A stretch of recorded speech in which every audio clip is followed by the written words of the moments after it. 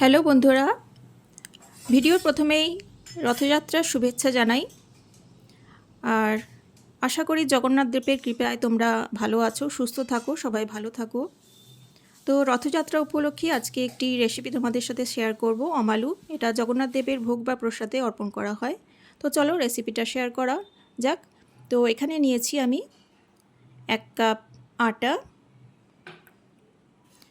কিছুটা পরিমাণ ছোলা গুড়, তোমরা চাইলে পাউডার গুড় ইউজ করতে পারো, কিছুটা গাওয়া ঘি, নিয়েছি গোটা মৌরি, কাজু, তোমরা পছন্দমতো ড্রাই ফ্রুটস ইউজ করতে পারো। তো এখানে আমি একটা কাঁচের বোল নিয়েছি, আর কাঁচের বোলের মধ্যে ওই 1 কাপ আটাটা দিয়ে দিলাম।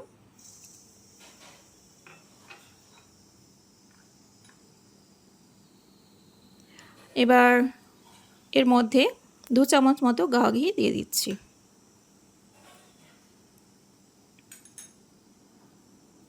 গাওয়া ঘিটা ভালো করে হাত দিয়ে আটার সাথে মিক্স করে নিচ্ছি। তো বন্ধুরা, যারা আমার ভিডিওটা দেখছো, ভিডিওটা ভালো লাগলে অবশ্যই লাইক করো, শেয়ার করো এবং কমেন্ট করো। আর চ্যানেলে নতুন বন্ধু হয়ে থাকলে চ্যানেলটিকে সাবস্ক্রাইব করে আমার পাশে থেকো।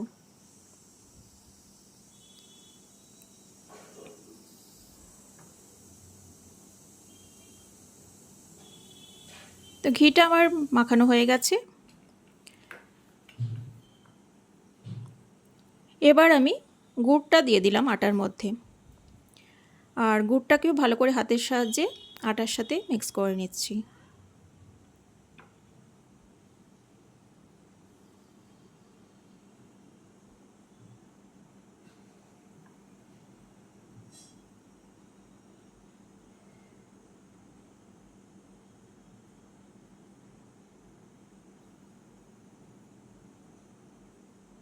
তো গুড়টা আমার মিক্স করা হয়ে গেছে। এবার অল্প অল্প করে জল দেবো, আর হাতের সাহায্যে সব ইনগ্রেডিয়েন্টসগুলো ভালো করে মিক্স করে নেব।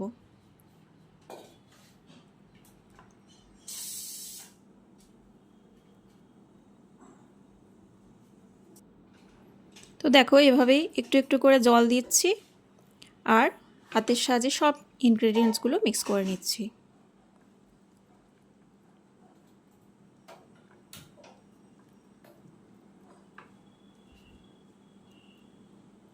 ব্যাটারটা একটু ঘন ঘনই হবে। তো দেখো, এভাবে একটু করে জল দিচ্ছি আর সব ইনগ্রেডিয়েন্টসগুলো মিক্স করে নিচ্ছি।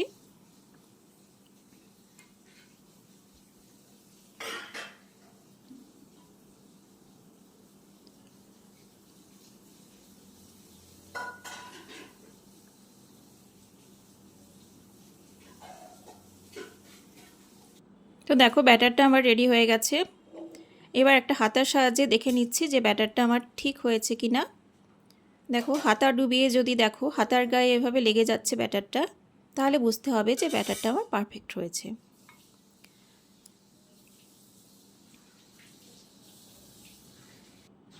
এবার কিছুক্ষণ এটা রেস্টে রেখে দেবো। তো আধ ঘন্টার মতো আমি এটাকে রেস্টে রেখে দিচ্ছি।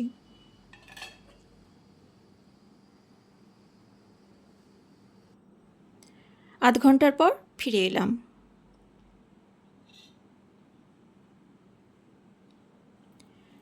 এই সময় আমি এর মধ্যে মিক্স করে দিচ্ছি কিছুটা পরিমাণ গোটা মৌরি।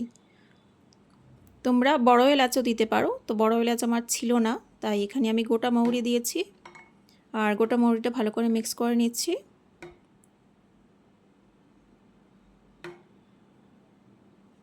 এবার এদিকে গ্যাসে একটা ফ্রাইং প্যান বসিয়ে দিয়েছি। ফ্রাইং প্যানটা আমি খুব ভালো করে গরম করে নিতে হবে। তো আমি দেখে নিচ্ছি যে ফ্রাইং প্যানটা ভালো করে গরম হয়েছে কি না, কারণ ভালো করে গরম না হলে তো অমালুগুলো ভাজতে একটু প্রবলেম হবে, যেহেতু গুড় আছে স্টিক করে যেতে পারে। তো দেখে নিলাম যে ফ্রাইং প্যানটা গরম হয়েছে কি না। যখন ভালো করে গরম হয়ে যাবে, তখন গ্যাসের ফ্লেমটা লো থেকে মিডিয়ামে রেখে এর মধ্যে সাদা তেল দিয়ে দিলাম। তোমরা চাইলে ঘি ইউজ করতে পারো। এবার তেলটা একটু গরম হয়ে গেলে দেখো, বাটির সাহায্যে ব্যাটারটা আমি ফ্রাইং প্যানের উপর স্প্রেড করে দিলাম।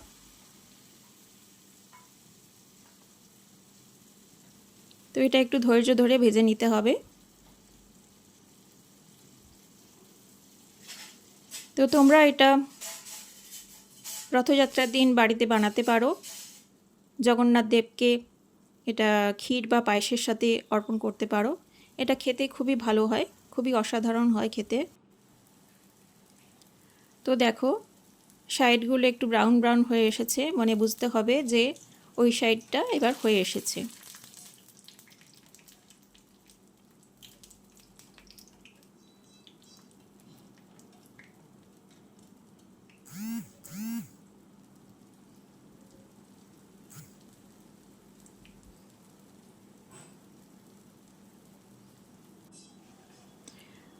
তো এবার আমি উল্টে অপোজিট সাইডটাও ভেজে নিচ্ছি।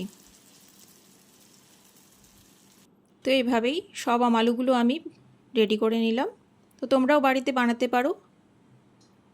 তো ভিডিওটা এতক্ষণ ধরে দেখার জন্য তোমাদের জানাই অসংখ্য ধন্যবাদ।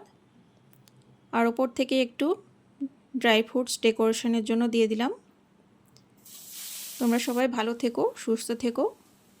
তো আজকের মতো আসি, টাটা।